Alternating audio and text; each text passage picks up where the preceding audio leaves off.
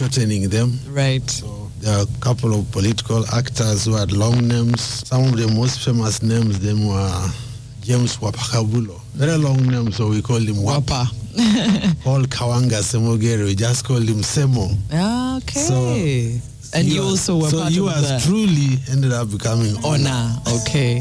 So Onapito'S, ekomoloit. What do your names mean? Because I'm not, before you even tell me, they just sound like they mean something very profound. Doesn't have any specific meaning, but it could mean carrying, maybe like you are referring to people who are carrying something. They were carrying or were wearing, you know? Right. So there are various interpretations. Just picked by who? Because then did someone just wake up and say? In terms of names, generally, they are inherited through families. So right. they are mostly named after your parents, your grandparents. We don't tend to pick names. You don't reinvent the wheel. Yeah, but of course things are changing. Like my own children, I've given them names that I think relate to what I want them to be. To represent. Let's start your story. You have written a book. You've written it at the, I wouldn't say the end of your journey, because you're still going. You know, there's a lot more that you could share or create or do. But you've written at a point where you believe you've lived a full life. You've done a lot. It's wholesome. So we want to go all the way back to the beginning. I've read a couple of interviews you've done and a few things you've written, and you really love your beginnings. So where are we starting? Ona's story. At what age is that? Where are you throwing us? For me, it begins early. My consciousness, unfortunately, is when I get orphaned as a young boy in the P2. That's when I lost my dear mom. So that's always something that I believe has defined who I am. It immediately made me to start living the hard way. Fortunately, during the good old days, if there was such a thing, you had a large family. Right. So a child would always be cushioned from any adversity. Yeah. And certainly I was cushioned. But that was a very defining moment for me. Also because it nearly derailed my education. Nearly, because I was just joining. But life lost meaning, education lost meaning, and I stayed out of school for 2 terms of P3, resisting all efforts to keep me in school. You resisting? I was resisting because certainly the family was one that loved education. I had older siblings who were all doing well in school and in some in university, in secondary school. So it was an anomaly for me to try and keep out of school. And not be in school. So the family members, they really... Was it trauma that you chose not to? It must have been the trauma of... And at that age, you're very close to your mom? Yes. So it's a gap. It's a gap, and you know, school was 2 kilometers away. School did not have school lunch. There was a lot of corporal punishment.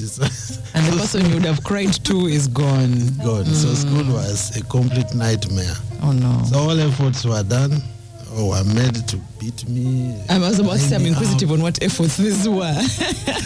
Beating also was involved. Yes, of course, you know, I remember in the extreme, I would have to be tied. My hands would be bound to just restrain me from running away. Wow. And then I marched to school. But still, wait. But one day, there was even a very dramatic situation. I pleaded that please, I'm ready, you untie me, I will not run away. But as soon as they untied me, you ran off into the bush. Oh my. I took off. And so for 2 terms, that was you? That was me.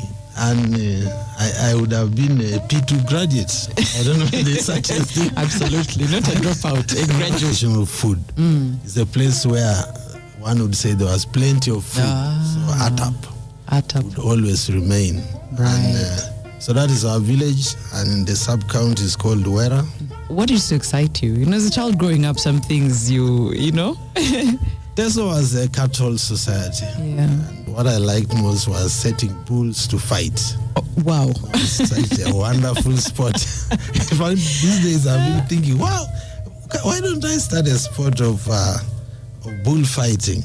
a traditional way, not the Spanish way. Or interesting. I don't. It's a very interesting thing to watch because bulls can fight for hours and climb on an anthill to stay safe. Imagine the things that excite. You know, someone said that when boys are growing up, the things that make sense to them. And milking, of course. Yes. We used at some point we used to milk raw milk from the udder direct into the mouth. Oh wow. In Ateso it's called idal. To be honest, I don't want to say I don't know that exists because I'm from a place where cows are predominant, and yes, that happens. Of course, today if you say that to children of today, they'd find it a bit odd. You have to package milk in a pack and boil it. Yes. Interesting. Onapito ekomoloit, we're going to say Ona or refer to you as Ona for the rest of this conversation. You are now the chairman for the Nile Breweries board, and I was going to say you're one of those people who say I'm retired, but not really retired. You're retired out of being busy, and as I asked you earlier on before we got on the show, you now pick and choose what your day looks like, isn't it? Yeah, it's, you retire from salary, and then you retire to making your money the hard way. and is it harder, or you were excited to go into it? No, I think for me, when you choose to retire, as I did, you should now be ready to take life as it comes. Right. Because no 2 days are the same. Each day comes with its own challenges, but it's a mental game. True. If you are ready for it, then it becomes easy. When we get to that part of your life in this show, I'll probably ask you how long it takes to fully plan for retirement. How long you work backwards. Do you plan 10 years in advance mentally? But we're going back to the place where you were a young boy. You had lost your mom. And one of the things that started to not make sense to you was going to school. But you say eventually you stabilized. So now you're growing up as a young boy. Paint for us that picture. Look, I think when I went back to school, there was no turning back. Right. And I thank my late brother, I was called David Oluka. He's the person who actually turned the clock for me, because he took me back to school to face a teacher whom I thought would kill me for staying out of school for 2 terms. But lo and behold, when he spoke to the teacher, he was a university student. When he spoke to the teacher, I don't know what exactly they spoke. The teacher never said any word to me, never laid in a Didn't bring it up. Yet this teacher was a terror of the school. You know, just going late, any small mistake. And you had stayed away 2 terms. 2 terms. I knew I would be That would there. be worse. So from that day up to today, I stayed in school and there was no turning back. Did you enjoy it? I now enjoyed school. I started developing ambitions. That was, first of all, my school was called Angolewera Primary School, very famous school in our Muria area. And I was in that school up to P5. Then when the time for joining P6 came, there was now a big hiccup for me. Okay. Because in the rural schools, we definitely hardly spoke English, especially outside class. We would speak Ateso. But the P6 teacher or class teacher did not speak Ateso. She was from our neighboring cousins, we call them the Kumam. So for her, she insisted on speaking English. And if you are found speaking Ateso, she would get you to where I born. Oh wow, we all lived through the same school then. I was a cow horn. Yes. Yeah. So I was so scared. Fortunately, my dad asked me whether I wanted to continue that school or to go to a family of his cousins who were somewhere in Bukedia, a place called Kidongole. Okay. I immediately chose that trip. the trip to go away to avoid the English. You walked out of a school because of English. Yes. What was so difficult? You were studying it and writing it. Look, I mean, in the village schools, having to speak it all the time was where the problem was. Yes, you can't. Constructing a sentence can be a challenge. Really? And you are so terrified of English, you know. To that extent. Yes. Wow. So where you went, you were still able to not have to speak English all the time. I didn't know whether there would be such a teacher. Unfortunately, I think there was no such a teacher in that school. So I went to Kidongole Primary School, Kedia, and stayed there for 4 years. Right. That's why I completed P7, but did not join secondary school. Because those days, it was not so much about failing as such, but getting a secondary school was not up to you. You had to wait until when your first choice or your second choice admitted you.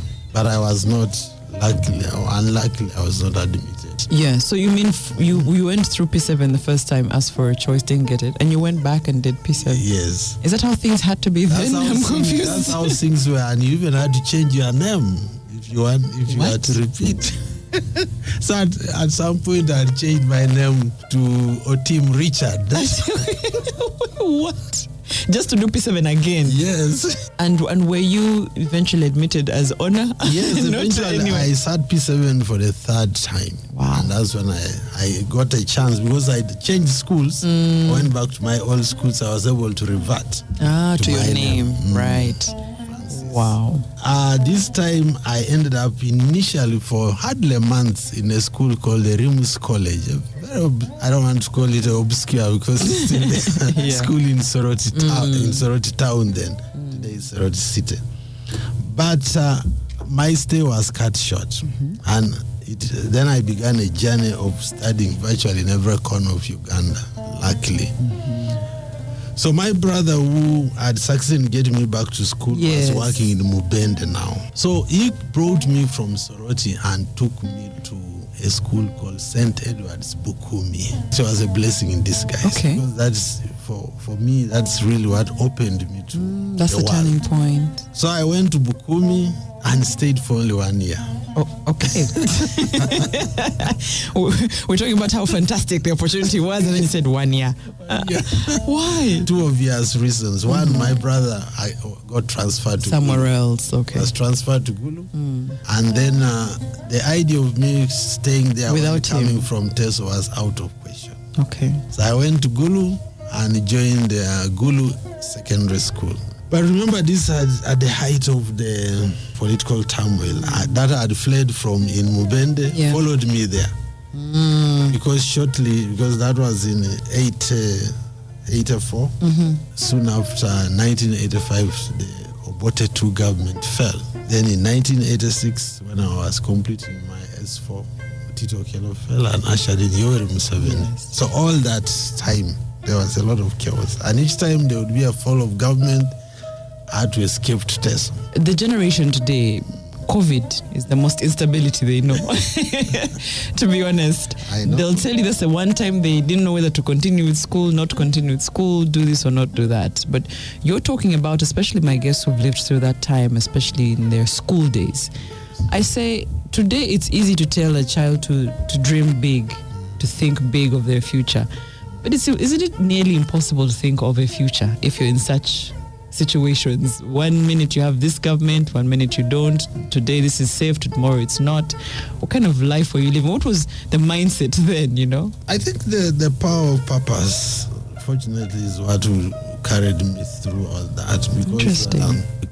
So secondary school eventually gets done. O level, that's O level. That's O level. I moved to Kampala now starting. I moved to Kampala because I had my brothers here. I moved to the house of my brother. Yeah. To spend the O level holidays, and that's when I started being the city boy. Your smile got wider when you spoke about Kampala. City boy in a real meaning.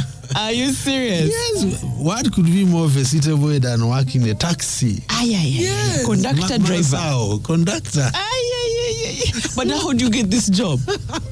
It was a family taxi. Okay. My brother's taxi. Wow. I now I need to hear these stories. But before, Onapito Ekomoloit, chairman of the board at Nile Breweries, and city regular Spice Dan, I'm quite sure you're saying, what? That was, I think you're the second guest who has shocked us with that request. But we were at a point where you have arrived in Kampala. First of all, had you ever come to Kampala before that trip? Yes, I had been in Kampala after Mubende before relocating to Gulu. To Gulu, yeah. My brother first put me at the house of my sister in Bugolobi. So I had a very limited idea of anything. Oh, you were not getting out much? Beyond Bugolobi, Yes. And this time when you came back? Yes, this time I came to really be a city boy. Our taxi would ply Kampala Gayaza, so I got very familiar with Kalerwe, Pererwe, And were you one of those, what we know today as conductors, who had their own way of singing melodies, calling onto people? Then you didn't have to go to that extreme because the taxis were not so many. Yes. Yeah, there was still in fact, people used to scramble for taxis. Wow. You'd find the whole stage full of people. So all you had to do was to be as fast as possible, and that's why the Kamunye name was coined. Yeah. All right. Oh, is it? Yes. Now you're educating me. Yeah. Kamunye. I always just thought it was the Falcon. Yes. Yes. Pick quickly and go. Absolutely. Yes. Oh, wow. And your time as a conductor owner, how was that? That was a very interesting time because my biggest challenge was Luganda, remember? Today, if somebody tells you that they've come from wherever they've come to be a conductor, it's something they wouldn't be very proud of. But you have put a big smile on your face, almost excited to tell us that you were a conductor. No, I was very excited because, look, I mean, this was really a test of resilience, yes, a test of adaptability, and also the love for work, you know. So you were getting paid? We've called it a job. I was getting paid within the context of family income, not really a salary as such. Yeah. When you're in a taxi, you have some money, you can eat what you want. I remember I used to enjoy fish, fresh fish, Hey. And where were you getting that? Just during lunch break, of course, in taxi, you take a break and you have those restaurants. In Gaza. Yes. Now we know. So you were meant to go to university at that point? Yes, I first had to go through A-level, which happened at St. Oh, you had actually come to Kampala, yes, for A-level? For O-level holidays. And into A-level. Ended up briefly at Kampala High, S5, and then eventually at St. Peter's College, Tororo. One of the coolest schools. As a boss, you must have loved that one. Yeah, that was a bit of fun. I was also now much more focused on initially wanting to become a lawyer. That was your choice. It was never one of those things where your parents choose. And Dad, you said, was in the medical world. Yes, that was my choice, but I never ended up in it. Journalism called you? Yes. It was one of those changes. When I was in primary school, I wanted to be what is called in Ateso ekimat. Ekimat. Ekimat is a clergyman. Parish. Church? Anglican. Really? Anglican priest. What? That is what fascinated me when we were in primary school, because he was a highly respected person. Absolutely. In the area. Till today, actually. Yes. Then eventually I wanted to be an ambassador. You wanted the honors and respect, I can see. Then I wanted to be a lawyer because of the grades in arts. But after the 11th hour, that was my course. Then I changed to mass communication. You need to be able to be either a people person or know how to communicate to people if you end up on any spectrum of journalism or mass communication. Let me say it as wide as possible. Had you already seen that in yourself? I believe so, because also remember I just got into school politics, the campaign, and ended up as a deputy head boy. So I think that desire to communicate, that desire to change the world, is sort of something which journalism has. Absolutely. And when I joined the university, I became a correspondent for the weekly topic. I was able to earn money while at the university. I've never looked for a job. Wasn't it paying by word count? Yeah, paying by one count. So, but any money when you listeners know it's not a lot of money. Know, when he says I was getting paid, it doesn't mean millions were trickling in. But when you can earn your own money, it's good money. A lot. I always tell every young person. Every one of us is a different storyteller. Even if it's radio here, I'm going to be different from the next presenter because of how I choose to take things from my mind to the people. How would you describe yourself? Forget how people would describe you as a storyteller. How would you describe yourself as a storyteller? You know? It's actually hard to tell how you tell your story, whether you're a good storyteller. It's a listener who can determine that. That's something we learned in mass communication. The most important aspect of communication is feedback. So it's only other people who can truly characterize how you tell your story. You cannot. Do you come from university straight to your journey at the Monitor? Yes. I became one of their pioneer reporters, in 1992. So it was quite seamless. So we grew with the paper. Yes. I remember my story was in the second edition of Monitor. Yeah. I mean, is it the same pomp and pride as it would be now back then?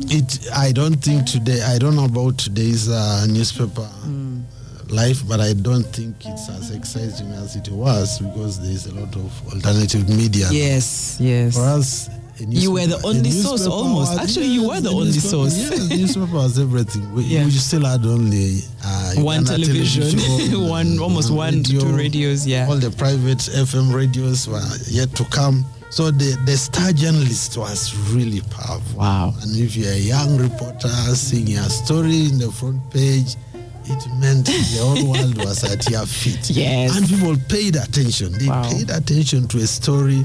If you broke a corruption story, there must have been many good days, as they call them. You know, when there's a story you've written, broken, whatever, but you know those days where even the newsroom is shaking. It's on fire.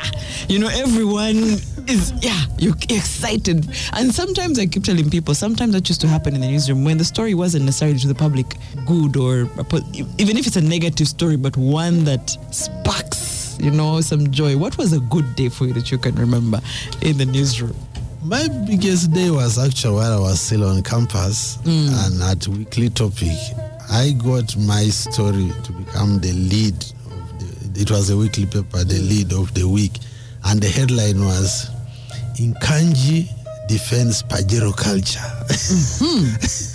And that was late Mayanja Nkanji was the Minister of Finance.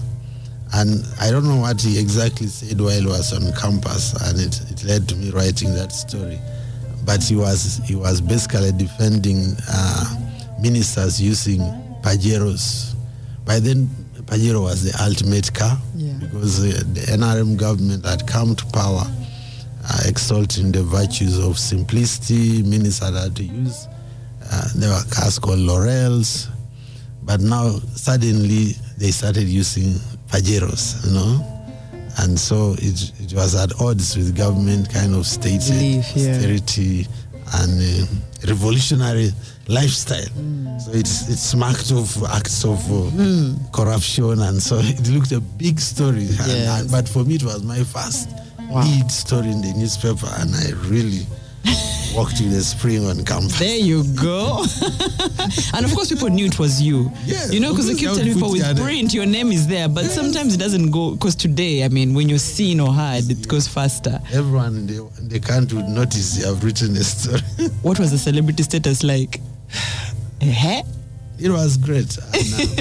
But then for me, when I got to the main newspaper, this was now at the Monitor, what used to really make my day was a column called Face to Face with Onapito'S ekomoloit. You ideally were doing what I'm doing today. Yes. You would sit down with the who's who, basically, people who have either achieved or done something great, and ask them questions in face to face. Yours is more friendly. So tell me, yours was brutal. Mine was brutal. Looking for gotcha. You're almost listening to wait for something to pop off in face to face with ekomoloit. And any guests that stood out for you that you remember, even if it was as brutal as possible? 2 guests, actually 3 guests. One was I went to Malawi some workshop, journalists organized by the U.S. Embassy, and the opposition leader, they were about to have elections. I became the first foreign journalist to interview the opposition leader, who ended up becoming the president, and brought that interview to publish in the Monitor. Wow. Then the other person I remember interviewing was the late John Garang, and also his opponent, then Riek Machar. I interviewed both of them. But the most memorable for me was with someone who was a Kadi by then. It was Sheikh Luemba. There was a conflict among Muslim leaders in all the Kampala, and was one leading one faction. So I was interviewing him, and for him, he insisted on answering in Luganda. Which by now could you speak or could you understand? Wow. I would ask questions in English, and he would reply to you in Luganda. There you go. And as a journalist, you're noting down. What are you noting down if you don't understand? I would record the interview, then I think... Then you go back and... Yes. Yeah. So one of the things he said during the interview, which has stayed with me up today, was a Luganda phrase to the effect that I would say, but some people are saying this. He say, Ebia, some people muveko. Muveko. Which would mean what? Leave the opinion of other people. The idea of other people. Listen to me. Wow. Interesting. Ona, journalism today, and I think even then, I actually assumed back then it was more vibrant. Because like you said, there's many options now for people to access information, stories, news, opinions. But then print was a big deal.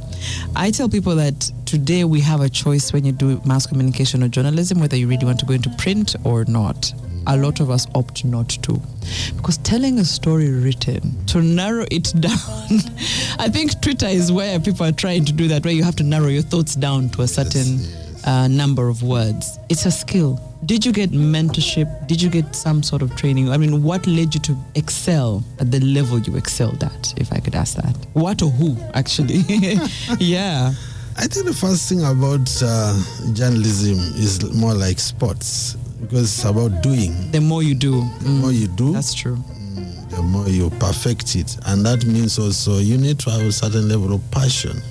But ultimately, we all need mentors, yes. I think the lecturers at the university who also happen to be some of them are newspaper editors like... Because you also stayed and lectured, yes, actually. Yes. David Ouma Balkoa, those were people who are our lecturers, but also editors at the Monitor. They also the late Kevin Aliro and the late Richard Tebere.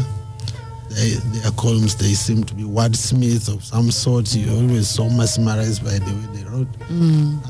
And we learned a lot from them. But there's a point where, because when I read your story, there's a point where before the politics, there was the Crusader. There was a rupture at the Monitor between us and our idols, the editors, the lecturers, but these things happen. So we ended up a couple of almost a dozen young journalists. Wow. Walked out of the Monitor and founded a Crusader. Of course, again, we're inspired by the people who are walking away from. You went into politics. You almost sound not just like our president, but most of our politicians. People have asked me. The people want me. So, Ona, did the people really want you? To be honest, I would be lying if I said the people wanted me. Hey. I wanted the people. You were the people. Look, as I said, I was a political animal. Yeah. There was an opportunity. It was a by-election. My MP had gone on to become the army commander. Yeah. Dong, yes. So there was, I think timing is everything in politics. You sometimes need sort of element of surprise. So I went in a complete novice, not so known to most people. Because had you been in the communities? Yeah. Had you? But I guess the elite within the constituency know me because of my journalism. But what really worked for me was family name. Father, whom I told you was a medical person, had done tour of duty in many parts of the constituency, and was a reputable medical person. Right. So people generally said, well, if he's as good as his father, then we know he should be able to, as they said, the apple does not fall far from the tree. And so I went. And obviously he approved yours. He approved. In fact, I remember he's the first one I asked, and he just remarked that 100%. Wow. My chance of winning. Wow. And was spot on. Wow. I ended up winning the by-election. Just like that. I fell into things. Indeed, falling into things, because I was about to say, here's you saying, let me take a chance, let me do it, then it happens. What surprised you when you started your actual work, the doing, as we're calling it for journalism, this time for politics?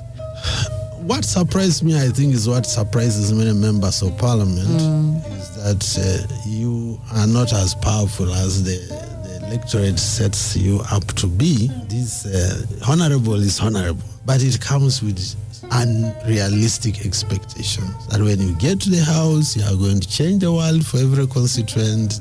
They are the messiah they have been waiting for, and ultimately you are not, because the reality of being a member of parliament is that you are full of good intentions, but the resources to move things in your constituency the way and at the speed you desire is not there within your hands.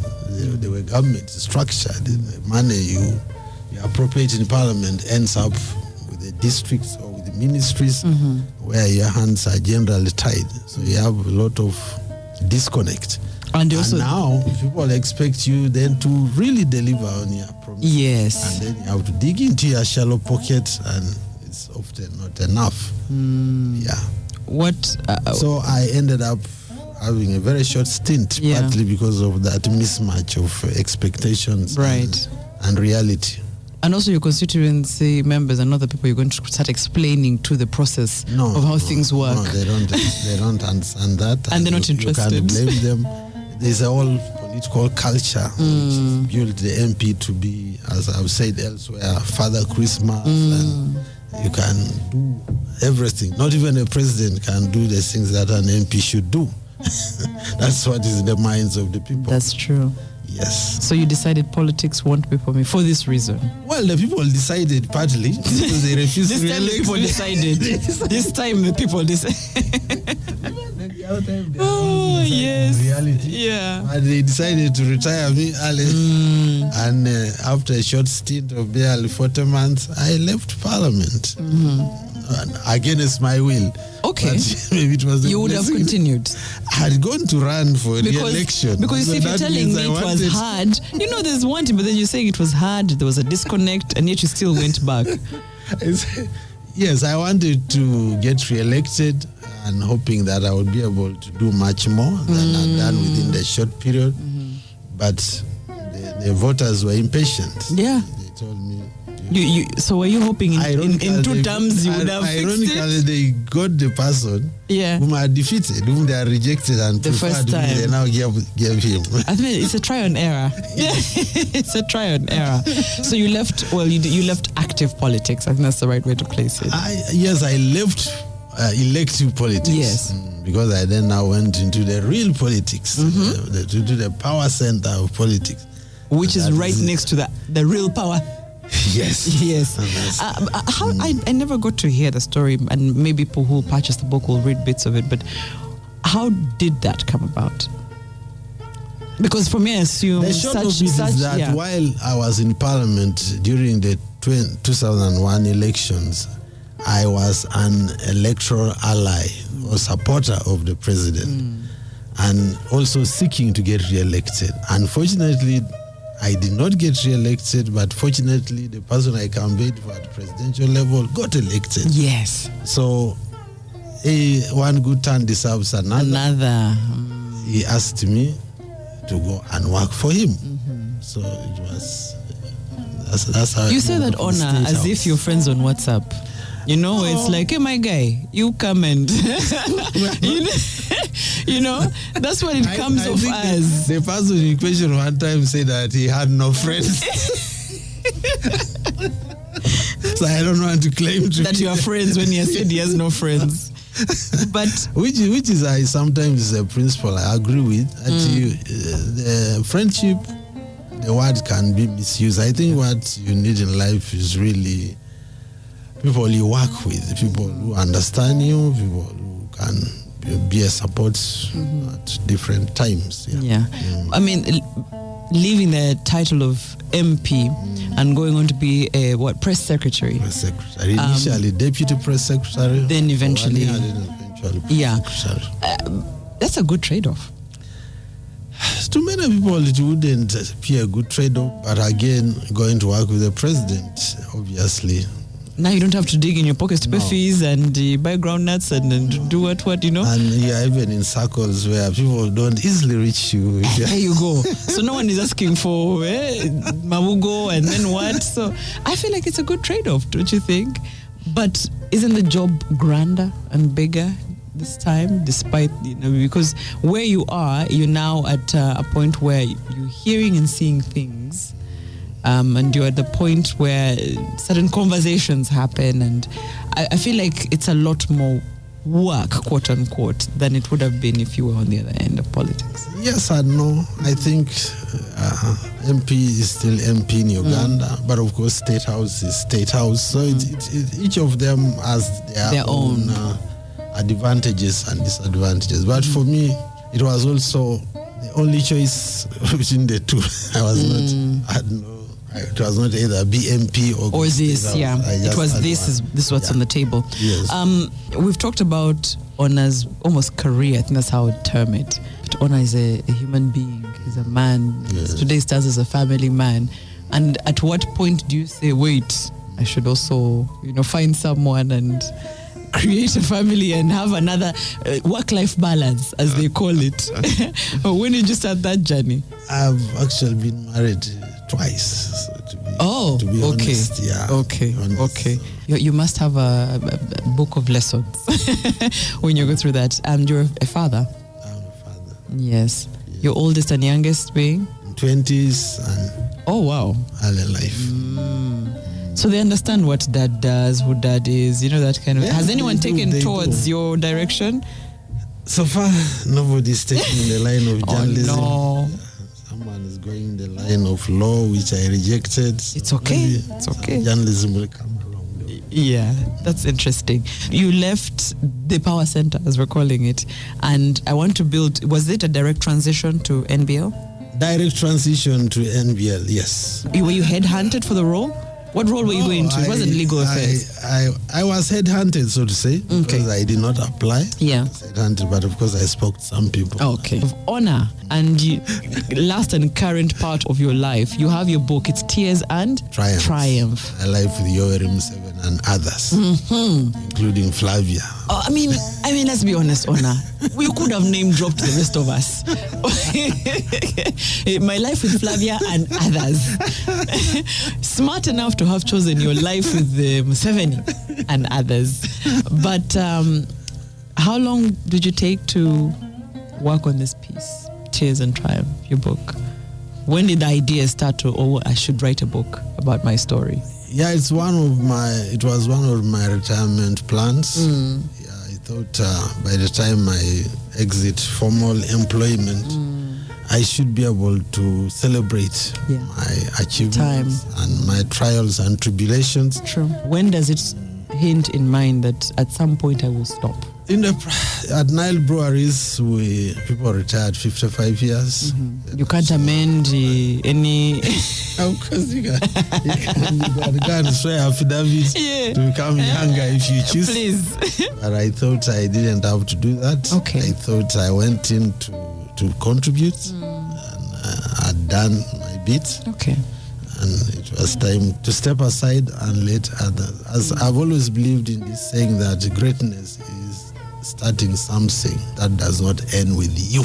Oh yes. Yes. Oh yes. If something can live off, live on even after you, then you've succeeded actually. Who was the most excited about this decision? After you, of course. My wife maybe has embraced it now. But she didn't even initially, like everyone, there's always doubt. Are you sure? What are you going to? Because you're still energetic, Ona. I think it was a case of why are you running? Keep working and see until you're tired. Uganda is a land of no age limit. Yeah, that's why I said you could have amended a few things and continued to work. Were you tired though? No, I was not tired. That's why I'm now doing something else in the same company. Yeah. So, but I think it was just about doing something different. If you look at my other trajectory in life, I've always wanted to do something different. No regrets in your decision to retire? No regrets. No regrets. What else do you believe was an honor thing, that, when you look back, people might miss that. I know we talked about not talking about people's perspective, that they're the ones to share it. But what you look at your story and say, I put my touch to this. How would you talk about that? At Nile Breweries, I think for me the main thing was our ability to connect with, initially, as I told you before, said, beer?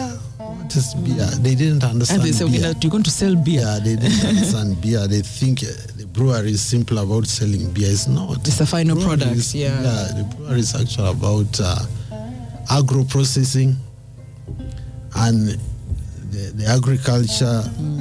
We brought it to light by showing that the farmers who help us get grains for making beer are very important. In the and story. then we embedded a lot of our activities, our corporate investment in the communities, providing clean water, providing scholarships, and we're able to lift the story of beer to beyond just the product people drink, to make beer be part of society. Right. And indeed, alcohol has been with society for. I grew up in a family. My dad, my brother, some of them were drinking. So I always knew that drinking was. You don't drink. I don't. I've worked in the brewery for 17 years, but I've failed to start. I guess you'll never start because you sat in the middle of it and didn't start. I've failed. There was an old incident when I was young that I think traumatized me to drink. My dad gave me a glass of some spirit and knocked me off. So since then, it wasn't a good feeling. But I know people who are drinking. They look good. They feel good. I have no issue with them. To each their own, Ona. To each their own. Yeah. So I'm glad. So you've left a mark 17 years later, and now you're on the board. So you're not really out of NBL. You're still part of Nile Breweries, very much so, and you're still part of a couple of decisions that will be made. So we'll see the difference you will make. But that's on the Nile Breweries end. What else is Ona doing? Because now you're hunting. I'm also on a couple of other boards. I'm a chairman of Sorority Fruit Factory. Would you say you've lived a full life in hindsight, if you now look back? Yes. I would say 99%. That's a lot. That's why I wrote the book. Your book is available everywhere? The book is available for people to read everywhere. the story. For someone who's listened to your story and follow the trajectory, will buy the book. What would you say were the spices or the things that made Ona's success story that you would then also be able to trickle down or impact into other people? To tell them, if these are the pillars you hold on to, success will come your way.